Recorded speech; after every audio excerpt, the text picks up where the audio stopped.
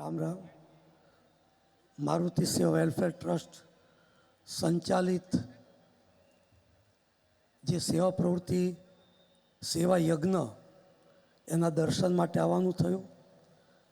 યુવાનો જ્યારે આ સેવાના માર્ગે વળે છે ત્યારે જરૂર ક્રાંતિ થતી હોય છે અને એવા યુવાનોને પ્રેરણા પૂરી પાડી એવા યુવા અને ખૂબ ઉમંગી ઉત્સાહી એવા સદગુરુ હરિપ્રકાશ સ્વામી એમના મુખે જ્યારે હનુમાન દાદાની કથા એનું શ્રવણ કરવા જ્યારે આપ એકત્ર થયા છો ત્યારે કલૌ કીર્તનાથ કળિયુગમાં આ કીર્તન ભક્તિ શ્રેષ્ઠ છે અને સેવાને જે કીર્તન સાથે જોડ્યું છે ભજન સાથે જોડ્યું છે એ ખરેખર અદ્ભુત ન ભૂતો ન ભવિષ્યથી.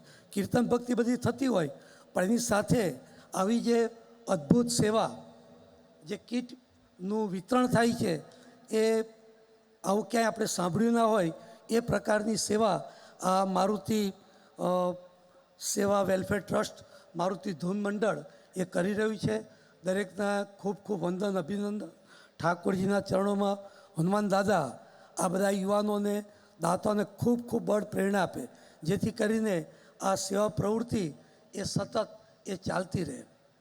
પૂજ્ય સ્વામીજી હરિપ્રકાશજી બહુ જ સક્રિયતાથી આ સેવા પ્રવૃત્તિની અંદર દેશ વિદેશની અંદર યુવાનોને પ્રેરી રહ્યા છે.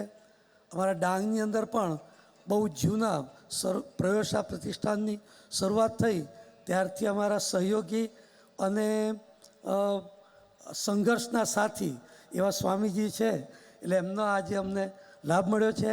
અને હરિપ્રકાશ સ્વામીજી અહીંયા તો કથા આટલી અદ્ભુત થાય છે.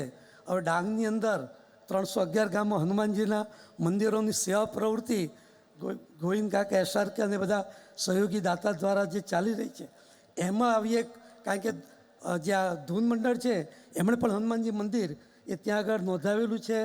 અમારા આપણા ઈશ્વરભાઈ છે રાકેશભાઈ અને બધા જ ટ્રસ્ટીઓ એમણે પણ ત્યાં બધા મંદિરોની સેવા કરી છે.